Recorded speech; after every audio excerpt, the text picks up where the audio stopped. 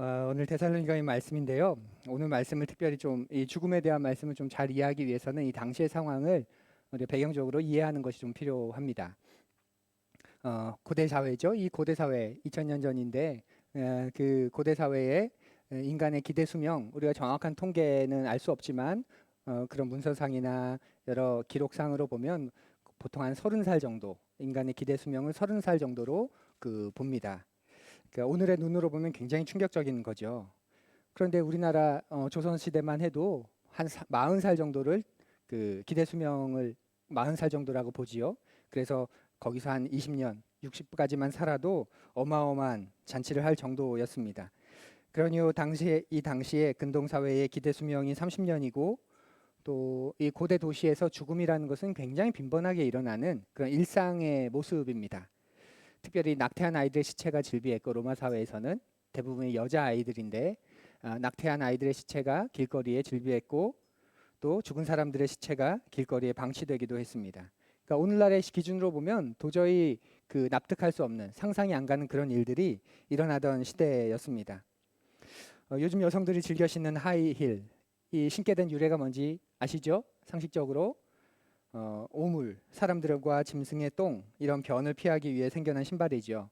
화장실이 따로 없던 그런 16세기에 유럽인들은 하루의 시작을 요강을 비우는 것으로 길거리에 요강을 비우는 것으로 상수도도 없고 하수도도 없던 그런 시절에 길바닥에 요강을 비우는 것으로 시작합니다. 심지어는 왕이 사는 궁전에도 화장실이 없었다지요.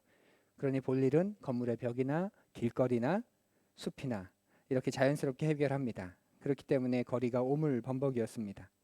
그래서 피하다 안 되니까 굽이 높은 구두를 신기 시작했습니다. 물론 후에는 이제 낮은 키를 감추기 위해서 또 오늘의 모양을 가진 하이힐은 훨씬 후대의 일이지만 그만큼 고대 사회는 근 한 200년 이후에 그 사회는 굉장히 위생적으로 또 보건 의료적으로 불결하고 위태로운 그런 사회였습니다. 그러다 보니 특별히 고대 사회에서는 죽음이라는 것이 매우 가까운 그런 불안정한 사회였습니다. 오늘 본문은 그런 사회에서 지금 어떤 일이 일어난 거냐면 데살로니가라고 하는 이런 새로운 지역에 바울이 거기 머물면서 그 교회의 말씀을 전합니다. 주님의 부활하심으로 하나님 나라가 승리했고 이 로마도 그 하나님의 나라가 이겼고 그리고 그분이 다시 오심으로 말미암아 그 하나님 나라가 완전히 이루어질 거야라고 하는 그 부활의 복음, 그 승리의 복음을 전합니다.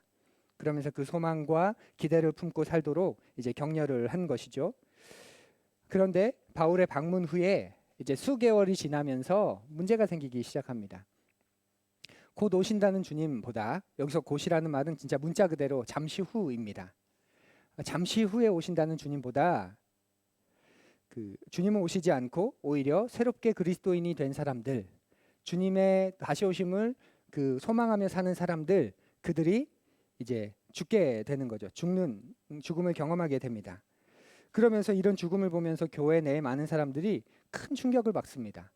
주님이 곧 오신다고 하는데 그 주님을 기다리지 못하고 먼저 죽는 사람들을 보면서 어떻게 될까 궁금한 거죠. 왜냐하면 당시의 죽음은 저주였고 심판이었고 허무였기 때문에 그렇습니다. 그래서 바울 사도는 그런 의심, 그런 염려에 대해서 안심시켜 줄 필요가 있었습니다. 그래서 그리스도인의 죽음에 관한 이야기를 전합니다. 우리에게 사별만큼 슬픈 일이 없죠. 굉장히 고통스러운 일입니다. 바울은 지금 슬퍼하지 마라 이렇게 이야기하는데 그런데 바울의 말에 슬퍼하지 말라는 말에 집중하지 마시고 바울이 지금 말하는 건 소망 없는 자와 같이 슬퍼하지 말고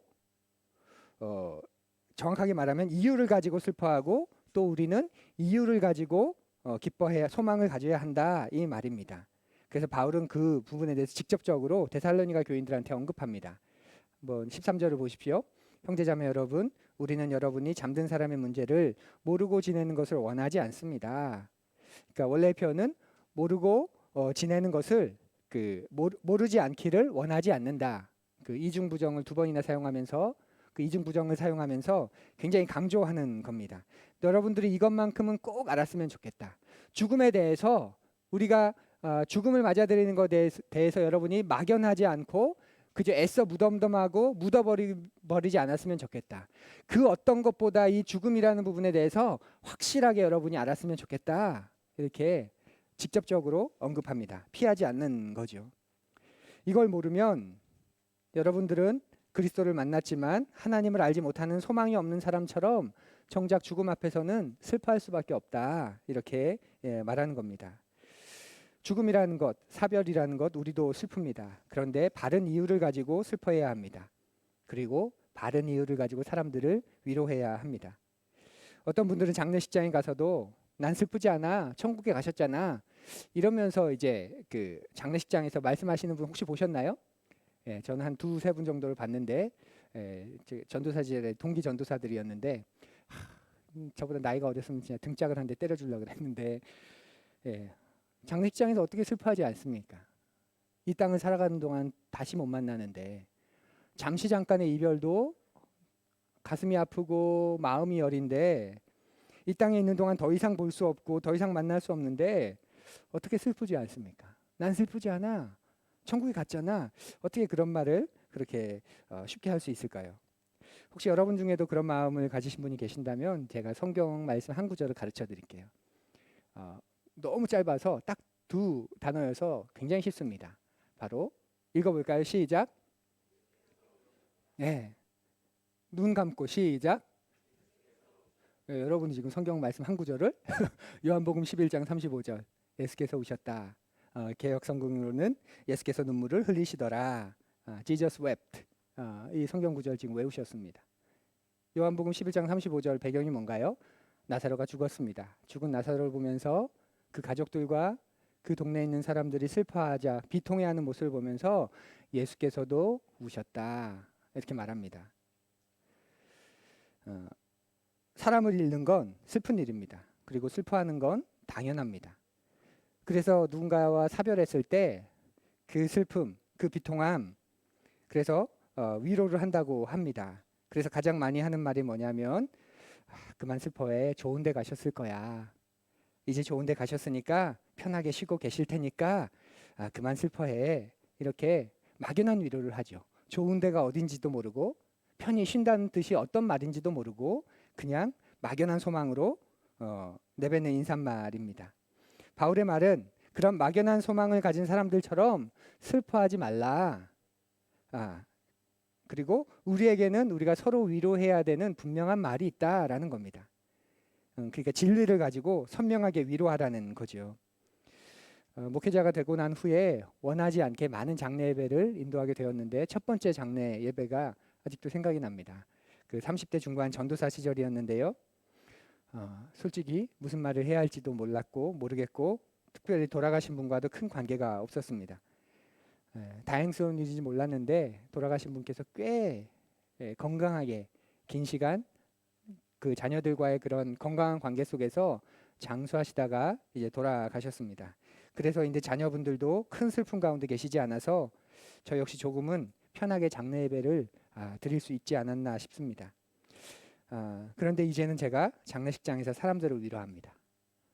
제가 어떻게 이제 위로할까요? 진리를 가지고 위로하죠. 우리에게 일어날 소망을 가지고 위로합니다. 그래서 저는 장례식 설교가 제가 하는 설교 중에서 가장 중요한 설교라고 제 스스로 다짐하고 있고 또 그렇게 준비하고 있습니다. 장례식은 우리가 이 세상을 사는 존재임을 고백하는 자리인 동시에 이 세상을 넘어서는 소망을 가지고 있는 존재라는 것을 확인하는 그런 시간이기 때문에 그렇습니다. 우리는 이 세상을 살고 있어. 장례식은 그것을 경험하게 합니다. 그런데 하지만 이 세상을 넘어서는 소망이 우리에게 있어. 그것을 확인하게 합니다.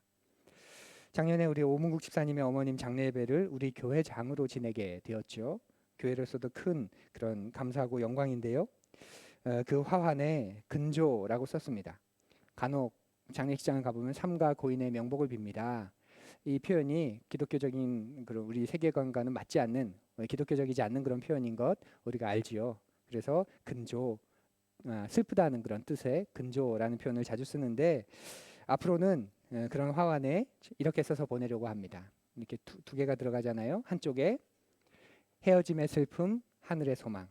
그리고 한쪽에는 하늘 가족 일동, 푸른 교회 하늘 가족 일동 이렇게 쓰려고 해요. 마음에 드세요? 예. 헤어짐의 슬픔 하지만 하늘의 소망, 하늘 가족 일동 드림 이렇게 말이지요. 사별로 죽음으로 헤어진 분들에 대해 우리는 이유를 가지고 헤어짐의 슬픔을 이야기하지만 또 이유를 가지고 소망으로 위로해야 합니다. 그러면 우리는 어떤 이유로 위로할 수 있을까요? 우리에게 죽음은 뭔가요? 우리에게 죽음은 뭐죠? 자, 우리 같이 자, 읽어볼까요? 시작. 예, 바울이 지금 말하고 있습니다. 우리에게 죽음은 자는 것이다. 사랑하는 푸른 여러분, 우리에게 죽음은 자는 것입니다. 오늘 성경에 보면 13, 14, 15절에 자는 자, 잠든 자들, 자는 자 이 표현을 계속 바울이 반복하고 있습니다. 당시에도 은유적인 표현으로 죽은 사람을 잠자는 거야 라고 이야기하긴 했지만 바울 사도는 특별히 그 표현을 지금 가지고 와서 그리스도 안에서 굉장히 중요하게 그 표현을 사용하고 있습니다. 예수님께서 죽으셨다가 다시 사심으로 우리에게 뭘 가르쳐 주셨습니까? 죽음은 끝이 아니다. 사람들은 예수님의 부활을 신화로 받아들이려고 하지요. 그런데 예수님의 부활이 신화라면 죽음 이외에는 결국 아무것도 없는 게 되지요. 초대교회부터 지금까지 예수님의 부활이 역사적인 사실이라고 우리가 받아들이는 이유는 우리에게 죽음은 끝이 아니라 지나가는 것이기 때문입니다. 죽음은 끝이 아니라 죽고 난 후에 다시 사는 역사적인 그 첫 번째 선례가 예수 그리스도에게 일어났기 때문에, 그리고 그분이 첫 열매가 되셨기에 그분을 따르는 우리들에게도 그 열매가 계속 맺힐 것이기 때문에 그렇습니다. 그래서 예수님의 부활을 통해 우리는 죽음이 끝이 아니구나, 지금은 다 완벽하게 이해할 수는 없지만 그러나 새로운 생명, 새로운 삶이 있구나 하는 역사적인 선례를 우리가 가지고 있습니다. 그렇게 그리스도인은 죽는 것을 끝난 것으로 여기지 않고 죽는 것을 자는 것으로 여깁니다. 우리에게 죽음은 뭐라고요? 예. 우리는 노동과 수고를 한 다음에 뭐 하죠? 열심히 일하고 난 다음에 밤에 뭐 합니까? 예, 잡니다. 저는 주일이 가까이 올수록 설교를 더 집중해서 준비하게 되고 생각할 것들도 많아지고 또 주말이 될수록 일이 많아지는데, 그러다 보면 오늘 밤 새워서 해야 될 것 같은데 그러다가도 너무 피곤해서 자고 해야지, 이것도 다 먹고 살자고 하는 건데 자야지 그러면서 잠을 잡니다. 그런데 그렇게 자고 나면 놀라운 일이 생겨요. 새로운 힘이 생기는 거죠. 제 아내가 자주 하는 말이 있습니다. 기절하듯 잔다. 예. 저는 잘 이해가 안 됩니다. 어떻게 잠자리에 누웠는데 눈을 감았는데 잠이 안 옵니까? 남들은 어떻게 눕자마자 잠이 드냐 묻는데 제가 되묻고 싶습니다. 어떻게 눈을 감았는데 잠이 안 오나요? 예? 아니, 눈을 감았는데 왜 잠이 안 와요? 예. 심지어는 윗집에 불이 나서 소방차가 출동하고 난리도 아니었는데 제가 깨지 않고 잔 적도 있습니다. 어렸을 때지만 아침에 학교를 가려고 이제 가방을 메고 나가는데 3층으로 올라가는 계단이 시꺼멓게 그을린 거예요. 깜짝 놀라서 올라가 보니까 피아노 학원이었는데 완전히 전소되었습니다. 놀란 마음에 다시 집으로 가서 3층에 지금 불났다고 이야기했더니 부모님이 참 이해할 수 없는 표정으로 어제 새벽에 소방차가 3대 나오고 그 촌에 조그만 동네에 소방차가 3대 나오고 온 동네 사람들이 다 나와서 불을 끄려고 애를 쓰고 혹시 그 불이 옮겨 붙을까봐 노심초사하고 잠자는 사람들 다 깨워서 일단 피신하자고 했는데도 제가 깨지 않았답니다. 예, 주님은 사랑하는 자에게 잠을 주신다고 했는데 그때부터 저를 사랑해 주신 것 같아요. 예. 잠이 우리에게 그런 거 아닌가요? 잠은 노동 후의 휴식입니다. 그런데 바울 사도는 그 죽음을 잠과 비교하는 더 중요한 이유에 대해서 말합니다. 잠은 일정 시간이 지나고 난 다음에는 반드시 어떻게 되죠? 반드시 깨지요. 죽음이 그렇다는 거예요. 예수님이 사람들이 나사로가 병에 걸려서 죽게 되었을 때 나사로는 잠들었어, 내가 깨우러 갈 거야 이렇게 말씀합니다. 그러자 사람들이 그 말씀을 못 알아듣고 나사로의 병이 지금 다 나은 거구나, 이제 그래서 지금 자고 있다고 말씀하시는 거구나, 그렇게 깨닫지 못했다고 요한복음이 이야기하는데 예수님은 나사로가 죽은 걸 알고 계셨죠. 그렇지만 그를 다시 살려내십니다. 소생, 부활은 아니고 소생, 왜냐하면 다시 죽었기 때문에 소생시키셨지요. 그런데 자고 있다고, 그 죽은 나사로를 자고 있다고 말씀합니다. 우리 예수님 정말 대단하지 않으십니까? 예. 사랑하는 푸른 여러분, 여러분은 죽음에 대해서 어떻게 생각하십니까? 저 얼마 후에 잠깐 잘 겁니다. 예. 저와 여러분은 하나님을 정말 믿은 사람들은 인생의 어느 시점에 진짜 잘 겁니다. 그리고 다시 깰 겁니다. 여기서 아멘 하면 약간 광신도 같긴 한데 그래서 안 할 것 같으셨어요? 예, 죽고 끝나는 게 아니라 우린 잠깐 잘 겁니다. 그리고 깰 겁니다. 바울이 이걸 얘기해 주고 있는 겁니다. 데살로니가라고 하는 그런 흉악한 지역에서 여러분들이 살면서 사랑하는 사람과 사별을 하고 슬픔 가운데 있지요. 그런데 그 사람들 자는 사람입니다. 깰 겁니다. 이렇게 위로하고 소망을 품게 하는 겁니다. 사랑하는 푸른이 여러분, 최근에 사랑하는 사람을 잃은 분이 계십니까? 그분들이 예수 그리스도 안에 계셨다면 그분들은 잠깐 잠들었다가 깨실 겁니다. 죽음에 대해 여러분은 어떻게 생각하십니까? 성경은 깨고 난 다음에 우리에게 새로운 삶이 있다고 말합니다.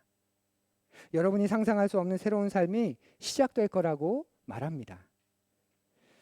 어제 저녁에 우리가 너무 피곤한 채로 집에 들어갔지만 자고 일어났더니 새로워져서 새벽같이 다시 말씀을 준비하고 또 다시 하루를 준비하고 새로운 일을 시작할 수 있는 것처럼 말입니다.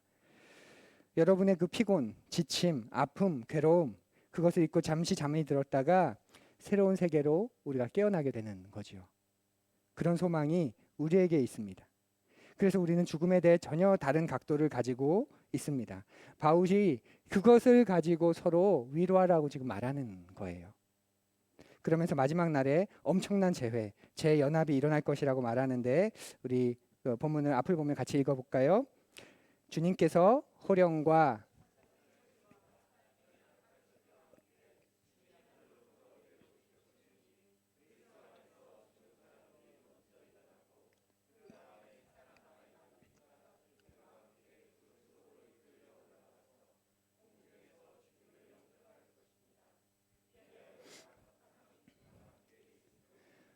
바울이 바울이 묘사하는 우리의 마지막 날의 모습입니다. 이 일을 신화라고 보는 사람들이 있습니다. 신화적인 표현이다 이런 거죠. 꼭 이렇게 뭐 성경 하나님 말씀하지 않아도 뭐 호령, 큰 소리, 천둥 소리, 나팔 소리, 죽은 사람들이 일어나는 것, 하늘로부터 내려오는 것 이건 다른 신화에도 다 존재하는 그런 이야기다. 그래서 이것도 신화다 이렇게 말하는 사람들이 있습니다. 하지만 이 말씀은 신화가 아닙니다. 장차 일어날 사실을 말하는 겁니다. 그런데 문자적으로 읽어서는 또 안 되는 말씀이기도 합니다. 바울 사도의 이 표현에는 묵시문학이라고 하는 묵시문학적인 표현들이 들어있기 때문에 그래요. 묵시문학이란 어떤 문학의 장르냐면 무엇인가를 설명하기 위해서 이상, 환상, 어떤 비유, 상징 그런 것을 가지고 그 일을 묘사하는 것이지요. 그렇기 때문에 이 표현을 문자 그대로 받아들여서 여기서 구름은 뭘 뜻하고 나팔 소리는 뭘 의미하고 그렇게 받아들이면 곤란해집니다. 이 본문에서 이단들이 많이 나오기 시작해요. 그래서 묵시문학이라는 장르, 특별히 다니엘서 또 이런 본문, 요한계시록 그런 묵시문학이라는 장르 속에서 단어, 어떤 표현, 어떤 어구 그런 것들을 가지고 몰랐지 이건 이거야 이렇게 꿰뚫으려고 하는 그런 이단들이 많습니다. 이 표현은 사실입니다. 역사적으로 일어날. 하지만 묵시문학이라고 하는 상징, 이상 그런 것을 가지고 장차 일어난 일을 바울이 당시의 사람들에게 가르쳐주고 또 이해하기를 원하는 거죠. 바울도 그렇게 이해했을 겁니다. 예수님이 내려오십니다. 그런데 이 내려오신다는 말을 우리가 어떻게 받아들여야 될까요? 진짜 하늘에서 이렇게 내려오시는 걸까요? 문제가 생겨요. 김포 고촌에 우리가 사랑하는 예수님 내려오시면 저 미국 뉴욕에 사는 사람들은 어떡합니까? 지금 저기 한 20시간 시차 나는 저기에는 저 나라에 내려오셨다는데 이 나라는 지금 아직 안 내려오셨어. 이거 어떻게 되는 겁니까? 바울은 지금 굉장히 중요한 진리를 말하고 있지만 묵시문학이라는 상징, 용어를 가지고 이야기하는 겁니다. 재림시의 그 웅장함, 그 영광, 그 놀라움, 그 장엄함, 그 완전함을 그리는 거지요. 그렇게 바울의 이 마지막의 모습을 우리가 신화로 봐서도 안 되지만 문자 그대로 받아들여서도 안 됩니다. 이 본문에서 우리는 네 가지 중요한 바울이 말하는 그 기초에 있는 두 가지 우리 네 가지 그런 내용을 좀 짚어보려고 해요. 먼저는 주님께서 하늘로부터 내려오신다라고 말합니다. 내려오신다, 파루시아라는 단어인데 꼭 내려온다는 표현만이 아니라 현현한다, 임재한다, 나타난다 그런 뜻도 가지고 있습니다. 그러니까 꼭 내려온다는 의미를 뜻하지는 않습니다. 예수님은 다시 오십니다. 그런데 1세기 상황에서 그것을 언어로 표현하고자 했기 때문에 하늘로부터 내려온다는 말 말고는 이들에게는 그 사실을 표현할 수가 없는 거죠. 오늘날은 좀 다른 표현으로 가능하죠. 예수님이 다시 온다는 것. 오늘날은 우리 어떻게 표현 가능합니까? 우리가 살고 있는 이 차원, 하나님의 차원은 다를 거야. 그 다른 차원에서 우리가 살고 있는 이 차원으로 오실 거야. 그리고 우리가 살고 있는 이 차원이 새로운 차원으로 변화될 거야. 1세기 사람들은 1차원, 2차원, 3차원이라는 그 차원의 개념을 몰랐지만 지식과 과학이 발전한 오늘날의 우리에게는 살고 있는 차원이 또 다른 차원이 있다라는 사실 어렴풋하게나마 이해하고 또 알고 있습니다. 그러니까 예수님이 내려오신다는 이 말을 문자 그대로 하늘로부터 예수님이 이렇게 두둥실 내려오신다 꼭 그렇게 보지 않아도 된다는 것이죠. 그리고 그렇게 나타나실 때 호령, 천사장의 소리, 하나님의 나팔 소리 이 속에서 나타난다고 합니다. 그러니까 이런 걸 가지고 이거 하나하나를 설명하면서 이거 몰랐지? 이건 이거야. 이렇게 말하는 게 이단입니다. 바울은 1세기 상황에서 가장 강력한 이미지를 지금 표현하고 있는 거예요. 1세기 상황에서 가장 강력한 이미지가 뭔가요? 로마의 황제. 그가 로마 시내를 활보하는 것. 개선장궁의 행렬에 동참하는 것. 가장 웅장하고 가장 영광스럽고 가장 놀랍고 가장 엄청난 거지요. 그 모습을 가지고 그리스도께서 이 땅에 다시 오심을 그 장엄함을 지금 상상하게 만들어주는 겁니다. 제가 대여섯 살 때 정도로 기억하는데 당시에 프로레슬링이 굉장히 인기였습니다. 그 정점에서 그 정점에 김일 선수가 있었죠. 아시죠? 우리 같은 연배니까. 박치기의 왕 김일. 당시 제가 원주에 살았는데 저희 집 근처에 원주 실내 체육관이 있었습니다. 그리고 김일 선수가 퍼레이드를 하면서 그 상대 선수와 함께 그 저희 집 앞을 지나면서 실내 체육관까지 갔던 기억이 아직도 뇌리에 생생합니다. 또 86 아시안 게임과 88 서울 올림픽 때 초등학생이었던 저는 성화봉송 앞에 전교생이 일렬로 늘어서서 깃발을 흔들면서 성화가 지나가는 것을 환영했던 그런 기억이 있습니다. 그렇게 열렬히 당시에 로마의 황제가 지나는 그 장면을 코끼리와 상상도 할 수 없는 동물인 당시 사람들로 코끼리와 상아와 또 여러 가지 화려함 속에서 황제가 마치 신이 되어서 지나가는 그 놀라운 환상, 그 환상 같은 경험, 그걸 끄집어내서 그리스도께서 이 땅에 다시 오실 때, 그분이 이 땅에 재림하실 때 그런 놀라움이 우리에게 일어난다, 기다린다, 그것을 말하고 고대하고 그려보게 하는 것이지요. 예수께서 다시 이 땅에 내려오신다는 말을 그렇게 우리는 좀 넓게 이해해도 괜찮습니다. 또 바울이 두 번째 말합니다. 그리스도 안에서 죽은 자들이 먼저 일어난다. 그러니까 먼저 부활을 경험하는 존재, 바로 먼저 주님 품으로 간 죽음을 경험한 사람들이지요. 근데 이것도 문자적으로 받아들여서 죽은 사람들의 무덤이 이렇게 반쪽이 열리면서 전설의 고향에 나오는 것처럼 좀비들 같은 이런 사람 이렇게 올라오는 그렇게 상상하지 않으시죠? 그럼 팔 잘린 사람은 어떡합니까? 사고 나서 몸이 없는 사람은 어떡합니까? 그런 거 아니잖아요. 무덤이 열리고 좀비처럼 죽은 사람들이 일어나서 주님을 만나는 그런 문자 그대로 이렇게 이해해야 되는 그런 부분들이 아닙니다.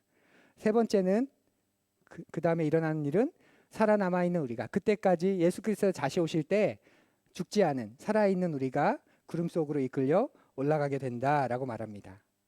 이것 역시 문자 그대로 공간으로 올려간다. 내가 이렇게 뜬다.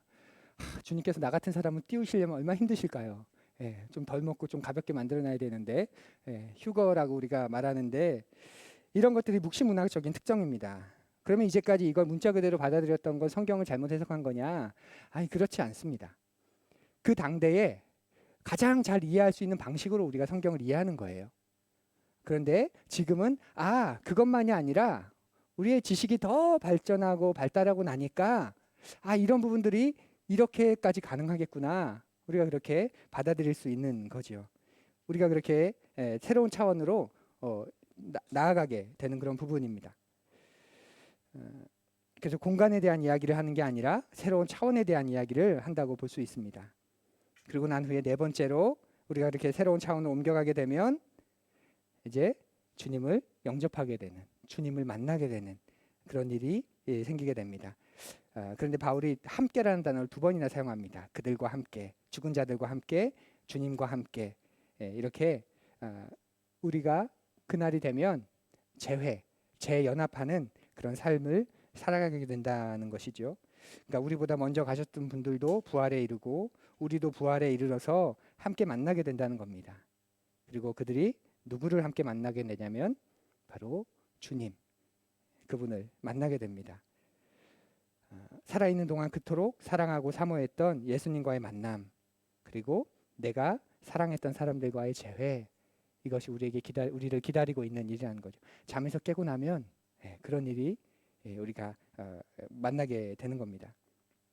우리가 알 수 있는 게 이거예요. 마지막 날에 이런 일들이 일어날 거라는 겁니다. 정확하게 알 수는 없지만, 세세하게 더 묘사할 수는 없지만, 예수께서 다시 오시고 우리보다 먼저 죽었던 사람들이 부활하고 그들과 함께 우리도 새로운 부활의 차원으로 들어가고, 그리고 거기에서 주님을 만나게 되는, 그 우리가 살고 있는 이 세상이 새로운 차원으로 변화될지 아니면 이 세상을 넘어서 또 새로운 차원으로 가게 될지 우리가 그건 잘 모르지만, 많은 신학자들은 하나님이 만드신 이 창조 세계가 이제는 완전히 새로운 세상으로, 새로운 차원의 세상으로 재창조된다고 바라봅니다. 만들어 놓고 버리실 이유가 없다는 거죠. 바울 사도는 그 스스로가, 그리고 그 당시의 사람들이 상상할 수 있는 최고의 사건을 가지고 그리스도의 재림과 우리의 부활을 설명해 주고 있는 겁니다. 사랑하는 푸른 여러분, 이런 과정을 통해서 완전한, 새로운, 온전히 회복된 그런 세계가 열린다는 것을 기억하십시오. 그리고 그 진짜 온전히 회복된 새로운 세계의 특징이 뭡니까? 바로 이리하여 우리가 항상 주와 함께 있을 것입니다. 우리 예수님과 이 세상을 다스리시는 주님과 항상 함께 있는 삶입니다. 이 땅에서도 우리가 주님과 함께 하지만, 이 땅에서도 우리가 주님을 믿고 따라가지만, 그날이 오면 이제는 믿음으로 고백해야 되는 게 아니라, 믿음으로 경험해야 되는 게 아니라 그분과 이제 늘 함께 한다는 겁니다. 그래서 바울 사도가 고린도전서에서 말하잖아요. 그런즉 믿음, 소망, 사랑, 이 세 가지는 항상 있을 것인데 그 중에 제일은 사랑이다. 왜 믿음, 소망, 사랑 중에 제일이 사랑입니까? 우리가 이 세상에서 그날이 이루어짐을 믿으며 살다가 그날이 되면 더 이상 믿음으로 살 필요가 없죠. 그 믿음이 이루어진 거니까. 우리가 이 세상에서 그날을 소망하면서 살다가 그날이 되면 더 이상 소망을 가질 필요가 없습니다. 왜냐하면 소망이 이루어진 세상이니까. 그러면 뭐만 남습니까? 이제는 사랑만 남는 거죠. 그래서 주님과 함께하는 삶은 사랑이 이루어지고 사랑이 완성되는 삶입니다. 그래서 하나님 나라의 가장 큰 특징, 그 하나님 나라를 이 세상에서 보여주고 살아내는 교회의 가장 큰 특징이 뭐냐면 사랑이라는 겁니다. 바울 사도는 바로 이 진리로, 이 지식으로, 이 소망과 믿음으로 서로 위로하라고 말합니다. 죽음은 우리에게 굉장히 중요한 문제이죠. 중요한 이슈입니다. 둘 중 하나예요. 제가 여러분의 장례식에 가든지 여러분이 저의 장례식에 오든지. 어떤 걸 선호하세요? 예? 어떤 걸 선호하세요? 예. 차마 이 목사를 죽이자니 마음이 그렇고 내가 죽자니 또 그렇고. 예. 예. 예. 옆 사람을 보십시오. 한번 살짝. 차마 못 보겠죠? 네, 둘 중 하나 아닙니까? 내가 그 사람의 장례식에 가든지 그 사람이 나의 장례식에 오든지. 이게 무슨 사실, 뭘 말하는 거죠, 제가 지금? 성경이 뭘 말하는 겁니까? 죽음은 우리 옆에 있다. 죽음은 우리 가까이에 있다. 라는 겁니다. 그렇게 보면 차라리 고대 사회에서의 죽음이 더 정직하고 더 올바른 것 같아요. 고대 사회에서의 죽음은 현대 사회에서의 죽음보다 낫습니다. 왜냐하면 고대 사회에서는 죽음은 인간의 실존을 정직하게 볼 수 있도록 만들어주기 때문에 그래요. 그에 반해서 오늘의 현대사회에서의 죽음은 어떤 거죠? 계속 연기되는 겁니다. 연기. 죽음을 정직하게 직면할 수 없습니다. 그래서 요즘에 어떤 운동까지 있냐면 사전 연명 의료 거부 신청. 제발 좀 나의 마지막을 연기시키지 말아달라고. 나 좀 존엄하게 죽고 싶다. 나 비참하게 죽고 싶지 않다. 그러니까 현대사회에서 죽음은 연기입니다. 연기. 우리가 그 죽음까지 정복할 수 있다. 계속 연기시키다 보면 다시 회복시킬 수 있다. 그 신화 속에서 빠져 있지요. 그래서 죽음을 회피합니다. 죽음까지도 손을 쓸 수 있다고 여깁니다. 그래서 죽음을 정직하게 직면하지 못하게 합니다. 그러다 보니 죽음이라는 게 비참한 것, 수치스러운 것, 허무한 것. 그래서 애써 죽음에 대해 무관심하고 생각하지 않아야 하는 것으로 만들어 버렸습니다. 내가 그 사람의 장례식에 가든가 그가 나의 장례식에 온 두 가지 선택밖에 없는데 전혀 내 곁에 있지 않는 것처럼 우리 곁에 있지 않는 것처럼 그래서 생각하면 안 돼. 자꾸 그런 얘기 하지 마. 이렇게 만든 거죠. 그리고 죽음을 마치 우리가 정복할 수 있는 것처럼 우리를 속입니다. 이 시대가 말이죠. 사랑하는 부린 여러분, 속지 마십시오. 우리에게 죽음은 확실한 겁니다. 옆 사람에게 내가 네 장례식에 갈까? 네가 내 장례식에 올래? 이렇게 얘기할 수 있을 만큼 죽음은 확실하고 우리 가까이에 있습니다. 그렇게 확실하고 가까이 있는 죽음인데 죽으면 끝이라고 여긴다면 살아있는 동안 진리가 무슨 소용이 있을까요? 죽음은 끝인데. 그런데 우리에게는 죽음 이후는 자다가 깨어나는 거죠. 죽음은 자는 겁니다.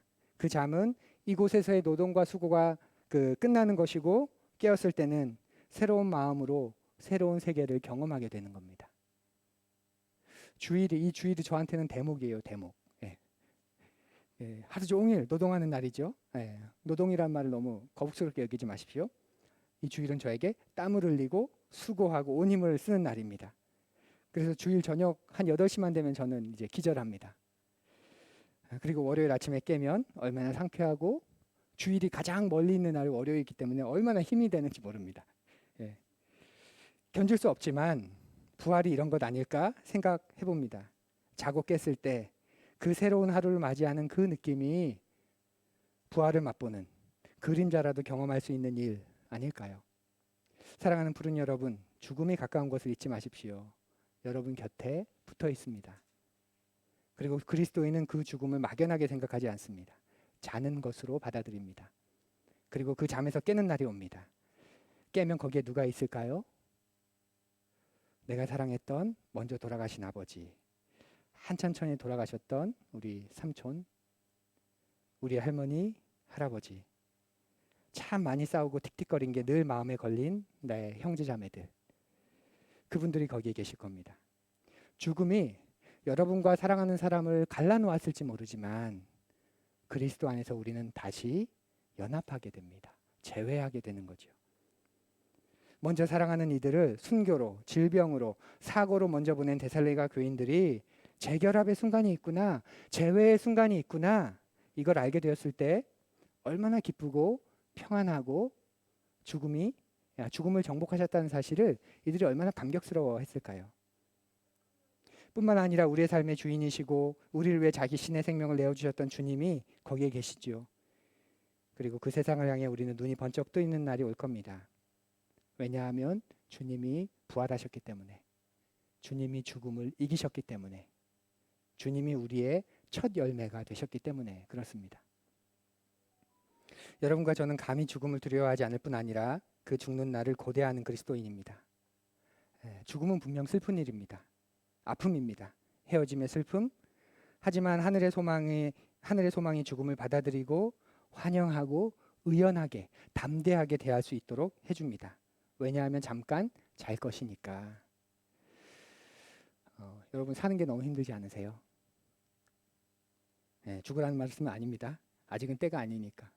그런데 그 수고를 다하고 이 세상에서 내게 허락된 슬픔과 애통과 땀과 눈물을 다 흘리고 하나님께서 나를 다음 세계로 이끄시는구나 하는 그 잠을 잘 수 있는 시간이 있다는 거죠. 이런 자세로 사는 사람들은 세상에 연연하지 않겠지요. 이런 자세로 사는 사람들은 다른 사람들을 세상에 살면서 속이며 살지 않겠지요. 다른 사람들을 뒤통수 치고 괴롭게 하면서 내 이익을 취하지 않겠지요. 그 놀라운 세계를 꿈꾸고 있기 때문에. 우리에게 죽음은 굉장히 중요한 이슈입니다. 그렇게 죽음을 멀리하면 멀리할수록, 죽음을 불명확하게 여기면 불명확하게 여길수록 여러분의 인생이 불명확해집니다. 복잡해지고 허무해집니다. 하지만 죽음을 선명하게 이해하면 이해할수록 여러분의 인생이 선명해집니다. 바울은 이 진리로, 이 지식으로, 이 소망으로 서로 위로하라고 합니다. 서로를 계속해서 위로해. 18절에 서로를 계속해서 위로해라. 우리는 죽음을 두려워할 필요가 없습니다. 물론 죽는 과정은 두렵지요. 고통스럽고 존엄을 떨어뜨리고 내가 가졌던 품위가 사라지고, 그래서 마음 한켠에는 그 과정에 대한 염려와 무거움이 있을 수는 있습니다. 하지만 죽음 자체는 두려워할 필요가 없습니다. 그리고 현대 이야기, 호스피스 관련 현대 이야기, 죽음의 마지막의 모습이 비참해지는 걸 많이 이렇게 개선시켜주고 또 도움을 주고 있습니다. 그렇게 우리는 죽음 자체는 두려워할 필요가 없습니다. 예수님께서 그들을 먼저 데리고 오실 것이기 때문입니다. 산자들보다 먼저 죽은 자들을 깨우시겠다고 하셨기 때문입니다. 그래서 우리 신앙의 선배였던 개혁자였던 마틴 루터는 이런 말을 했다고 합니다. 나는 잠자리에 들 거다. 그러면 천사가 내 무덤을 두드리면서 일어날 시간입니다. 실판 날이에요. 내 이름을 부르며 그렇게 말할 거다. 그리고 그때까지 나는 더 이상 아무것도 알지는 못할 거야. 자신에게 다 이해할 수 없지만 나에게 어떤 일이 일어날지 확신한 것이죠. 그래서 예수님이 얼마나 큰 차이를 만드는지 모릅니다. 죽음에도 삶에도 우리 주님께서 우리에게 주시는 큰 위안 우리가 누리고 경험하기 원합니다. 우리 함께 찬송 찬양 한 곡 부르고 잠깐 묵상하는 시간 갖고 싶은데요. 하늘 소망이라는 곡이죠.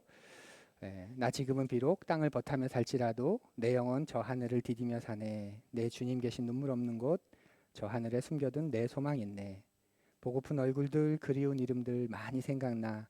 때론 가슴 터지도록 기다려지는 곳 내 아버지 넓은 품날 맞으시는 저 하늘에 쌓아둔 내 소망 있네. 주님 그 나라에 이를 때까지 순례의 결은 멈추지 않으며 어떤 시련이 와도 나 두렵지 않네. 주와 함께 걷는 이 길에 우리 함께 걷는 이 길에. 우리 소리를 조금만 올려주시겠어요? 우리 가사는 앞에 나오니까요. 아시는 분들은 눈을 감고 가사를 묵상하며 부르시고, 우리 또 모르시는 분은 가사를 보며 고백을 담아 우리 같이 부르면 좋겠습니다.